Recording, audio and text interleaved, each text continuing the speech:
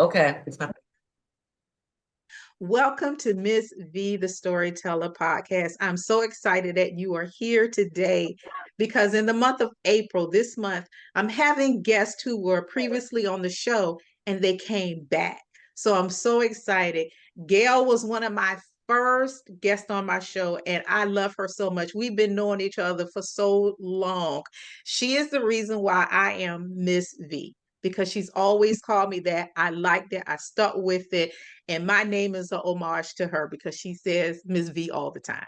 So her name is Gail Clanton. I love her. She is amazing. She does some amazing things, and she's going to share a story with us. But before we jump into the stories, Gail is going to tell us a little bit about herself. So, Gail, go ahead and share a little bit about yourself with us.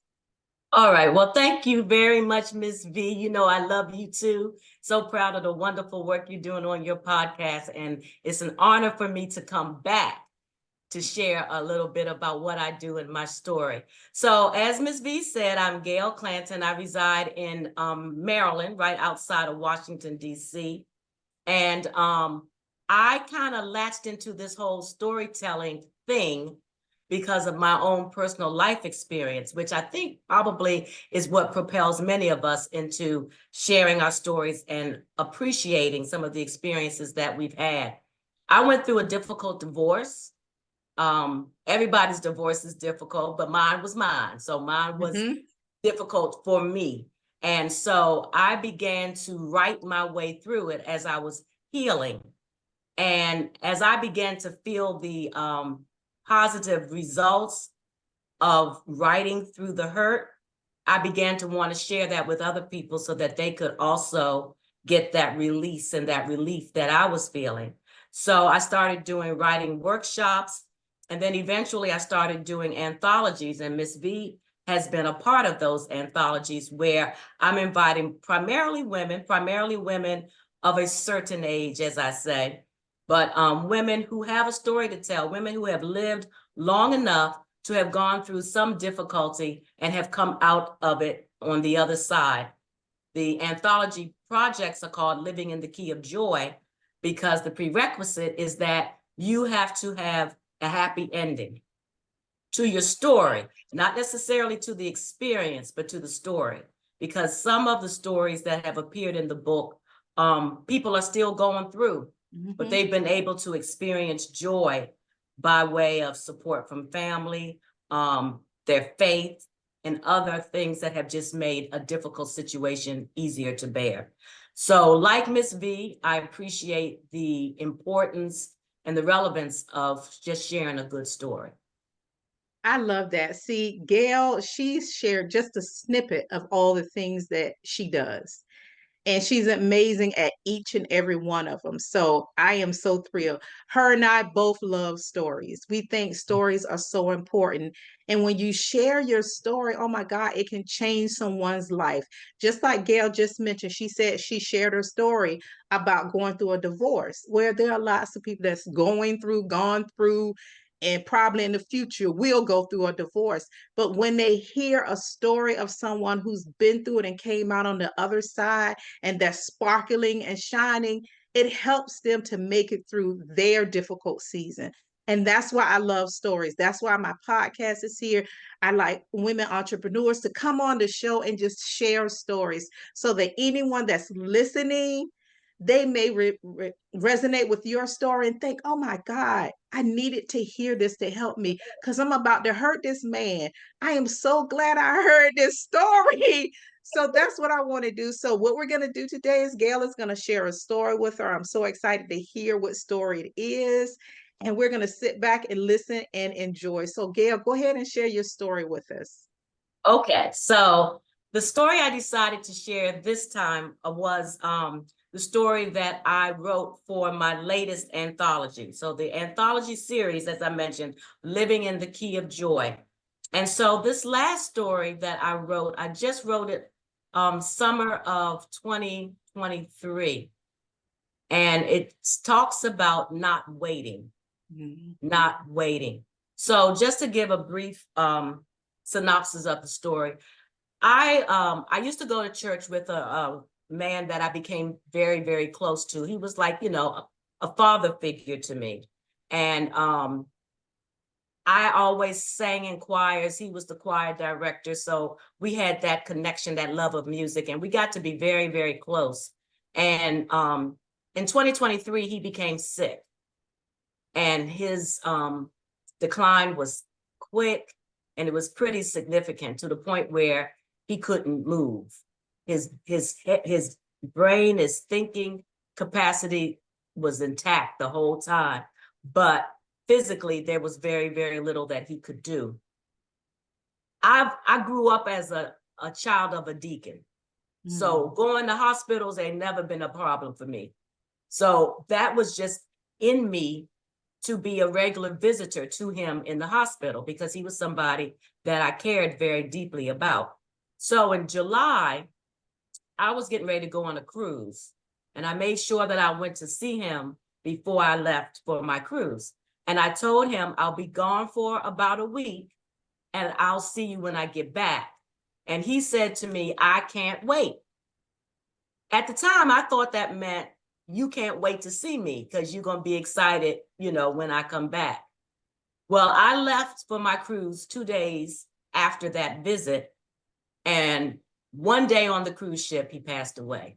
All I could think about was him telling me, I can't wait. And I thought to myself, well, you know what? Maybe he knew that he wasn't going to be there a week later.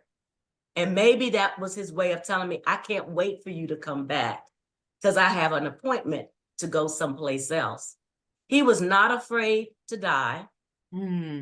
He knew that that was likely going to happen pretty soon. I like to think he knew then that he couldn't wait. He was going to likely be gone by the time I got back. Because of my relationship with him, those words have just stuck with me. And so that's what I wrote about in this story. Not waiting to do things. And I thought about the fact that he didn't wait to be kind to people. He didn't wait to share his talent because he was playing piano for people all over the Washington, D.C. area, conducting choirs and things like that. He didn't wait. And then I thought to myself, okay, well, sometimes we, particularly as women, sometimes we wait. We do. We wait till our hair looks just right. We wait till we lose weight. We wait till we get the perfect boyfriend. We wait till we get married. We wait until things are, quote unquote, perfect, missing some opportunities and wasting a whole lot of time. So those words, I can't wait, just began to resonate with me. And the other point that I made in the story is a lot of times we wait for other people's approval. Yes. I would do that, but what's she gonna think? Or I would try that, but I don't know, they may not accept me over there. Waiting for other people to tell us we can do what God has already told us to do. So I tell the story, and I'll tell this real quick, Ms. V, about a plant that I had in my house that I felt was too big. It just didn't have I had no place for this plant, right? So I decided I can't just throw it away.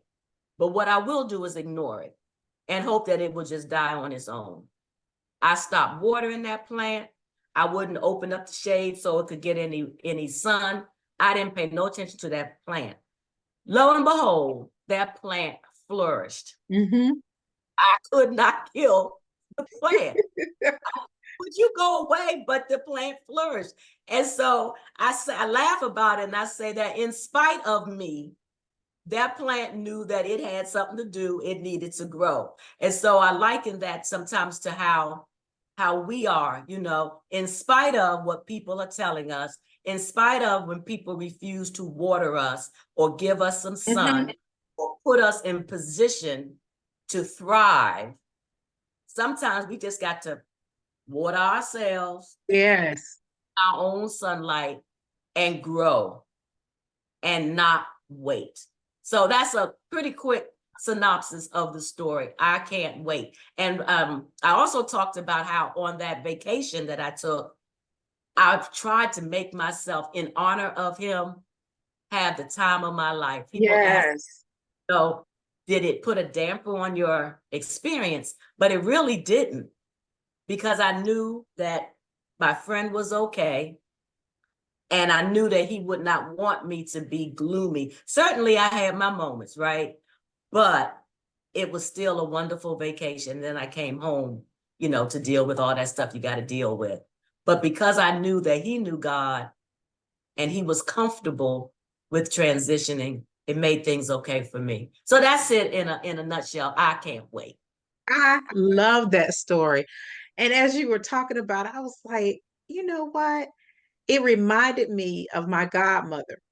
And Mm-hmm. as telling this story, I was like, oh my God, my story is so similar to hers, but the outcome is a little bit different. My godmother is from Bermuda. Well, she was from Bermuda, and she had, well, I was like a daughter to her in Virginia. She had dual citizenship, whereas she would come here for 6 months, longer than that, and then she would go home for like 2 months to a year because she had dual citizenship. But her daughters, one lived in Canada and the other one lived in Bermuda. So she got sick. I had noticed that she was losing weight because they were still in Canada and Bermuda. Her husband, she was here, and I would go see her all the time. I know she had been losing weight, and then the next thing I know, she was in the hospital, and she had some stomach issues and all these things, and she got really sick. So the girls flew in. Cal flew in from Bermuda, and then we had Bert to fly in from Canada. The boys came with her. That everybody came in, and we were in the family room having a conversation. We were just talking, and we hear rescue outside, the ambulance outside, and we're like, what's going on? Because we were all in the family room. She was in the bedroom. They had put her on pain patch and all that, and she had anything she needed. All she had to do was ring the bell. We would come, but we hear the ambulance. She had called 911 herself while we were in the family room just talking and Wow. whatever. So, you know, Papa opened the door and he was like, "What are you doing?" He was like, "We got a call." And we're all like, "Oh my God, she didn't call Wow. 911." They took her to the hospital, and we knew it was a little bit, it was going down. So I was at the hospital. Bert came to the hospital. Cal came to the hospital. We were all there. We were in the room together. No, I was in the room first, and she asked me to sing this song to her. So I was singing these songs to her, and it just put a big smile on her face. And then Cal and Bert came in the room, and we were all there together. And she said, because she didn't share her Jesus with anybody. It was always her Jesus. It's my Jesus. My Jesus and Uh-huh. my Jesus. That's her Jesus. Oh, Jesus. She said, I am ready to go. She said, I am ready to Mm. go see my Jesus. I have lived my life. I have served on earth. I am so ready to go see my Jesus. I am ready to see my Jesus. But God, if you don't want to rush, you don't have to rush. But I'm Uh-huh. ready. So she told us that she was ready and she loved us. Wow. And then what she said is, I don't want my girls to be arguing and fussing. Mm-hmm. And I'm standing there and I'm like, what is she talking about? Because she won't talking about me because I won't argue and fussing with nobody. And Uh-huh. she was like, I don't want all this stuff going on. I don't want you all. She said, I don't want my family arguing and fussing about anything. I want you all to get along. So I'm like, oh, okay. She passes away, and now we're getting her body back to Bermuda because she wants to be buried in Bermuda. And about a week or two go past, and we get her back. They get her back home, and now I'm trying to figure out how am I gonna get to Bermuda because it was unexpected. And so I figured out a way. I get to Bermuda, and that's when I found out. I was like, oh, Uh-oh. what she's talking about, because I found out a whole lot of things that I did not know. Oh. And all I kept thinking is she said that she Uh-huh. wanted us along. She said that, but Mm-hmm. that it didn't It didn't happen. happen. Her Canada, she stayed in a hotel at the bottom of the hill. because Cal's house was at the top of the hill. So when I refer to the bottom of the hill, she stayed at a hotel at the bottom of the hill. And she would come up, but her husband wouldn't come up because there was some issue. And I found out a whole lot of stuff. So I'm sitting there, and all I kept thinking is she said she wanted us to get along. She Mm-hmm. wanted us to get along. And the sad thing about it is, for the week that we were there, everybody tried the best that they could to get along. But in the end, it didn't happen. And I was so saddened by that because she told us what she wanted and people couldn't let it go. So that, Yeah. to let it go, they couldn't forgive. They couldn't, everybody was cordial for the week. You know, everybody was cordial to each other when we went to the funeral and everything. Let me tell y'all something real quick. In Bermuda, they have the most beautiful um, funerals because she was buried on the side of the hill. So they dig a hole on the side of the hill and they put you Wow. in there so that she could see the water because she loved the water. Isn't that beautiful? That I is. thought to myself, when I got back home and I thought about everything that was going on, I was shocked. I'm telling you, it was like a soap opera, all the stuff that I Mhm. found out.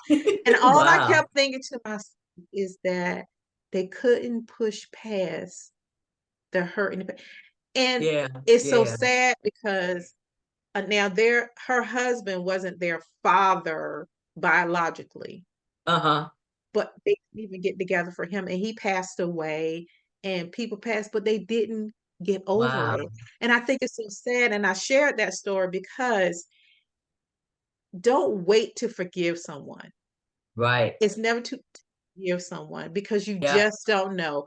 Luckily, you and this man, y'all had a great relationship. Y'all didn't have anything going against. So you said, I'll just apologize. When I get back, it would have been too late.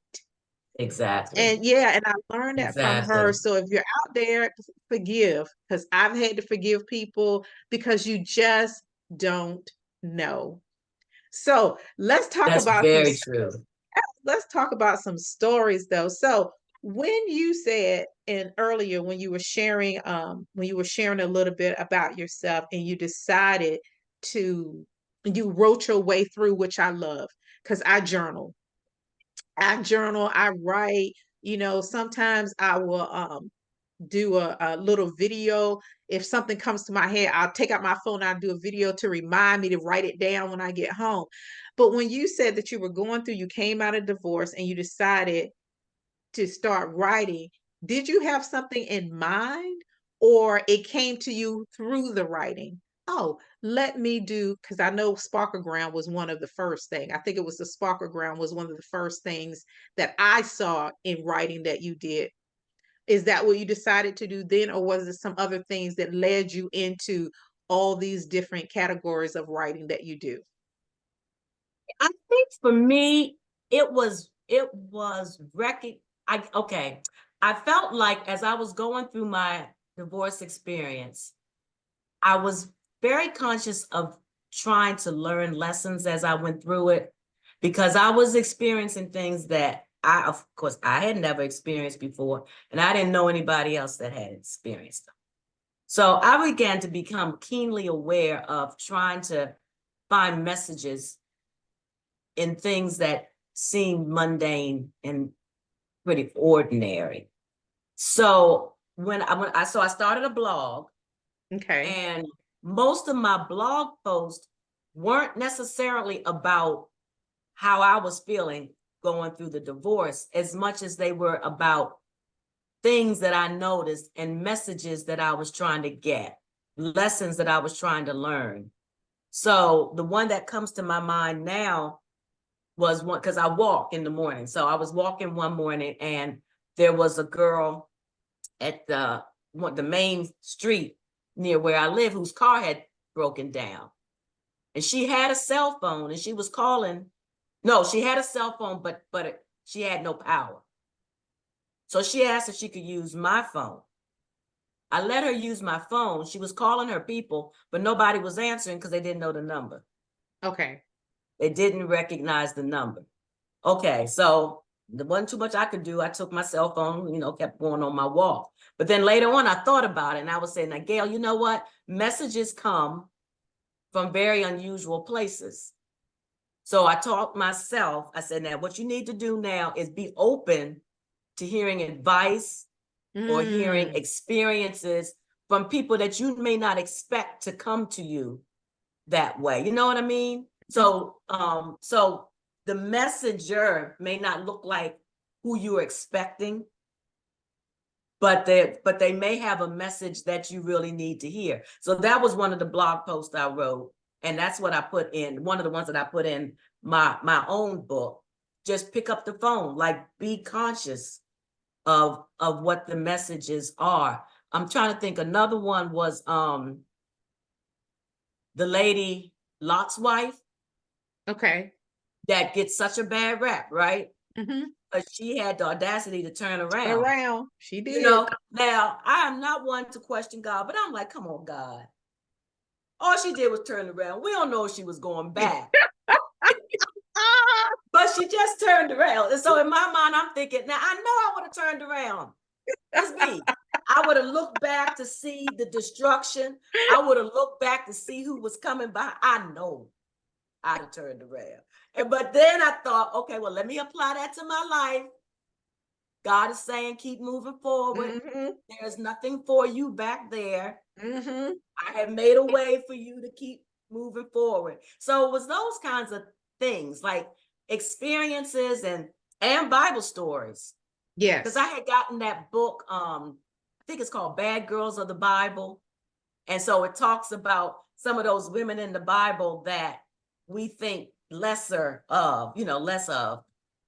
But when you put yourself in their situation, you kind of can, you see like, okay, I might have done that. But how can I apply that to my Right. life?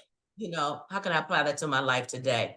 So I never really and truly set out to write.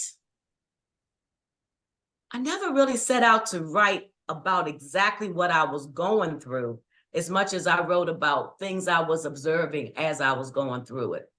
Okay. So this is one of the questions that I love to ask. I love to ask Okay. this whenever we go through something, when we go through something, what is a lesson that you learn when you look back? What is a major lesson that you learn?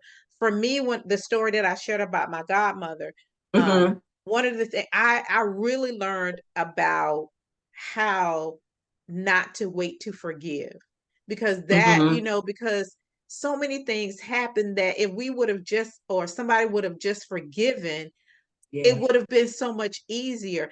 And I forget sometimes, but it'll come to her like certain things remind me of her. And when it Mm-hmm. comes to it, that's the thought that comes. Don't forget, Valerie, about forgiveness. Oh, yeah. Because she said she didn't want us to fuss and fight and everything. And that did not happen. And it was too late because some of the people passed. Mm-hmm. So that Mm-hmm. was a major lesson. So what was a lesson when you look back on your story, when you look back and you say, I will never forget this. I've been through all of this, but it's a major lesson. I think for me, the major lesson will be that growth hurts. Ooh. Growth, growth can hurt. I tell the story of the butterfly, and I'll tell it real quick about how, the butterfly was a caterpillar. And then in my mind, then one day it just woke up and it was a butterfly. And then as I was going through my divorce experience, people started giving me a lot of things that had butterflies on. I think I got a butterfly necklace on now, but I was getting jewelry and I was getting cards and little mementos that had butterflies because it symbolizes, rebirth. Rebirth. Yep. And so I began to start looking into exactly what the butterfly's metamorphosis experience looks like. And that's when I learned that my perception of it was dead wrong. I thought it just woke up one day and it was beautiful, but no, that thing is stuck in that cocoon and that Yep. chrysalis, right? And it has to kind of push and push and push itself. And in my imagination, it gotta hurt, right? Because this thing is so tight. Yeah, I was gonna say So it's wrapped so tight. it's Yeah. tight. And so, the butterfly or the caterpillar, whatever it is at this point, it's got to push. And then I found out that it stays there. It stays in that limbo for a while, and then it pushes again, and then it pushes again. So it's not immediate and it's not painless. But then it emerges as something brand new and beautiful. So if I had to say that there was one thing that I learned from that, my divorce experience, is that growth can hurt. I feel like I'm such a better person now than I was before. I'm more compassionate. I'm more generous. I'm more patient. I'm more understanding because I've been through something that was tough. I've been through something that hurt. I've been through something that humbled me to the point where I'm a different person. I'm at the core, I'm still who I am. But having gone through what was a very painful and expensive situation, I feel like I'm better for it. So I have grown, and it was not painless. It was not easy. So that's why I would say pain or growth hurts. I like that because, and don't you think that in order for us to grow, we have to go through those seasons when we go think, because if everything is hunky-dory and beautiful, we just stay in fairy tale land. We never Exactly. grow and mature because I've Yep. been through some stuff. I mean, I've been through some stuff because I think about the story that I shared in the first anthology because I'm a part of it. I shared the story about me losing my voice. Right. And I really hesitated about writing the story because one of the key characters in my story is my father. And it was my father, but it was such a freeing thing once I got it on paper, Yeah. once I Yeah. made a decision to do it. I said, I'm just going to share the story. And it freed me because that was a very difficult time in my life. But it did help me because, like you said, it made you more compassionate. It made you a certain kind of way because of everything you went through. For me, losing my voice and all that, I beeline to people that don't talk, that people that are quiet. I am like, what you're not gonna do is sit over here and be quiet. So you're gonna come on in the room. We coming in the room, because I'll dip out and I'll see somebody in the room by themselves. I'll go in and no, that's not what we was gonna do because we are family, we love you and all that. And Yeah. I learned that because of everything that I went through. So when did you decide, or well, I kind of know, but for the listeners out there, what made you decide to do the anthologies? How did that birth? Well, I think as I was going through my situation and writing and realizing how transformative writing really could be, then we were at the beginning of COVID. Yes. And so I started doing workshops where women were coming on and we were writing our way through COVID. And so I have a business coach that I was working with at the time, and I was telling her about these workshops I was doing. And she said, okay, so what's next? Ooh. And I was like, I don't know. They over, the workshop's over. I'm expecting back like, oh, that's so good, Gail. And she was like, okay, so what's next? So it was through talking with her and thinking it through, because I have been in 1, 2, 3 anthologies myself, my stories in somebody else's anthology. So I kind of knew how the process worked, but I hadn't ever really thought about doing one of my own until she prompted me with that question of what's next. So I put the call out, and I think that first one we got about 20. Yeah. You Actually, and wasn't Miss it V more was than one that? of It them. ended up being more than that, or It might have been like it was between 18 and 20. You're right. somewhere around there. Yeah. And it was what was so cool, as you remember, Miss V, everybody's story was different. Yes. Everybody's story was different. People talked about health challenges. Yes. People talked about happy things that had brought them joy. People talked about a lot of different things, and we put them all together in the one book. So that was a cool experience. So then I did a second one, and I was trying to come up with a new name. And then I was like, okay, I don't know. I like living in the key of joy. So that became the name for volume 2, volume 3, volume 4. Now I'm getting ready to do volume 5. And I have told myself that this will be the last living in the key of joy. I'll Okay. do other anthologies, but this, I feel like 5 is a good place to end. So I'm gonna do one this year, and then I'll pick up a new theme for 2025. Oh, I like that. So listen, if you're out there and you're listening to it, the anthologies are amazing. Gail does such a great job from the beginning to the end. So if you're thinking to yourself, "Oh, I'm not a writer. I'm not a," don't even worry about it. She will help you through it. But one of my favorite things that she did with the anthology and all that is when we all came together for our Yeah, photo shoot. And I was able to sit down and talk to seasoned women. We laughed, we joked, but I learned so much. And there was yeah, two people in particular that I talked to, and one of them was an older woman. She was talking about when she was a little girl and the things that went on. It was doing segregation and the schools that she had gone through. And I learned so much just from sitting in the room with these yeah, ladies. It was amazing. I yeah. mean, when I was driving back home, I was like, I kept thinking of the stories that they were telling us. And not Mm-hmm. only the stories that were in the book, but the stories that we sat amongst ourselves. And I Yeah. learned so much. So it's not about just writing the story, which is Mm-hmm. great for the world. It's about the experience that comes along Exactly. with it. You carry that with you. I have never forgotten. On the back of the book is the pictures of all the ladies, and I can almost remember the stories that they wrote because we engaged and we talked. So, Gail, Yeah. do me a favor. Tell us where we can find the anthologies, how we can get in touch with you, and everything that you're going on. But at the end, give us a little snippet about Living in the Care of Joy 5 that's about to come out. Just tell us a little bit. So if someone's interested in it, they will be Mhm. able to reach out to you. Okay. Well, all of the anthologies are available on Amazon.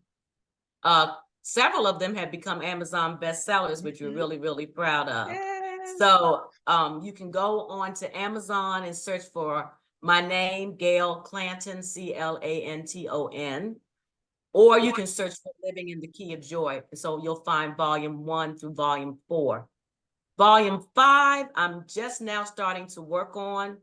I'll probably start publicizing it in about 3 weeks.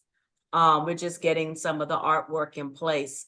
And then the idea is to start in earnest probably at the end of the summer for early November launch date. So if anybody is interested in volume 5, which I said will be the last of this particular series, you can contact me at gail@gailclanton.com, and I'll give you all the information. Perfect. So, I make sure that I have everything in the notes where you can get it from, how to reach Gail. I'm telling you, it's the best experience. And one of the things I want to leave with you before we go, I'm going to thank you, Gail, for being here. But one of the things, it's a legacy that you're leaving for your family and for people after you, because you Exactly. have something of your story in print, in writing, so your grandchildren, your great grandchildren, they may not know you, but they'll Mhm. know your story, and putting it in print is the best way. So I'm just telling you all, if you're out there and if you've been thinking about what is my legacy going to be, your legacy, a part of it can be the story, a That's the story. truth. So please make sure, you reach out to Gail. Again, I'll make sure everything is in the show notes so you can reach out to her and find her. And Gail, thank you for coming back and Thank being on the you. show. I love Thank the you. story, and you're just doing an amazing job with the anthologies and everything. Thank you. Thank you. And I'm hoping we can welcome you back to volume 5 because you were a wonderful part of volume 1. So thank Yes, the you. And first and the last. congratulations on all you're doing. Oh, thank you.